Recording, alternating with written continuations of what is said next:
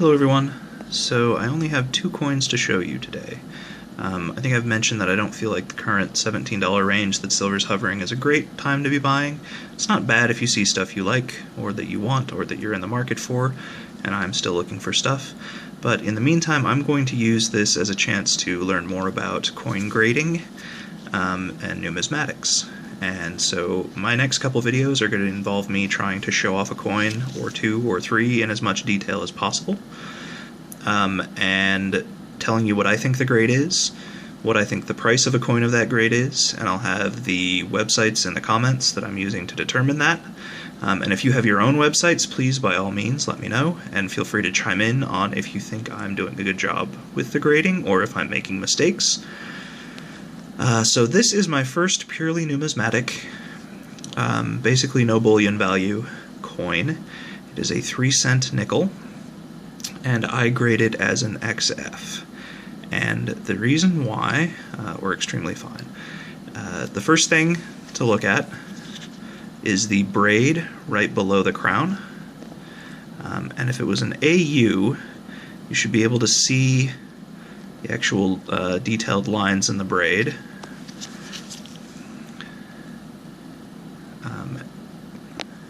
And you can kind of see where they start right below the crown. I don't know how well that comes through, but then as it gets closer to the forehead, they wear down pretty flat. So that makes it not an AU. The next thing to look at is the detail on the hair behind the crown, and there's a slight line of wear kind of running down the center of the hair. But other than that, you can see the hairlines, and then the details in the bow are basically all there.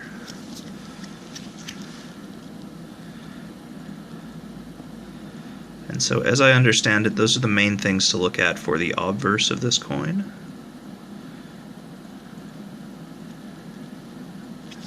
And then the reverse, you look at the wear on the wreath, which there's very, very little.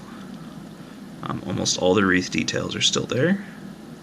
And then the wear on the numerals, and right in the center of these first 2 numerals is a little bit of some little wear spots. So again, not an AU, but I think definitely an XF. On the number scale, XF tends to start at 40. I would say this is at least a 40, maybe a little more.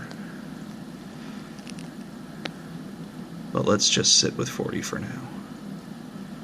Okay, and then, so that is how I grade the coin. Again, please let me know if you think I'm right or wrong, or going about it all wrong. And then to determine the price, the first website that always pops up is USA Coin Book. And their price for a 40 graded 1969 is $39. They tend to be kind of in the middle of the websites that I usually look at. The next one that I'm looking at is Coin Study, and it grades it. It says an XF is $30. And then PCGS, which I think they're primarily focused on their own slabbed version of the coin, and not necessarily just a regular old graded version, but they say $49. So if we go by PCGS, I paid a total of $28 for this coin, a little under $28 actually when you add in the Ebates and things. So if you go by PCGS, and I assume I'd get it slabbed, then I did fairly well. If I go by USA Coin Book, I made about 12 bucks. Not made, but I paid under about 12 bucks what it was worth. And if I go by the other one, Coin Study, I think so, then I paid just a tad under what it was worth. So let me know what you think of my analysis of this coin. I have a number of seated liberties and standing liberties on the way in, and we'll do a similar exercise with those. And then the last thing to show you, I did say I had 2 coins. It's just a little bit of eye candy. This Balboa did not make it into the first Balboa video. It hadn't shown up in time. And it is the old design, a 1947, and it's sharing a flip with the proof from the last video, because the package it came in had tape over the top that was in danger of touching the coin, so I had to get it out of there. So this is just a little bit of eye candy added to the end of the video. But please let me know what you think about how well I graded that coin. If you couldn't tell, let me know that too. And if you have resources that you use to help you grade and price coins that you think would be helpful for me, please let me know.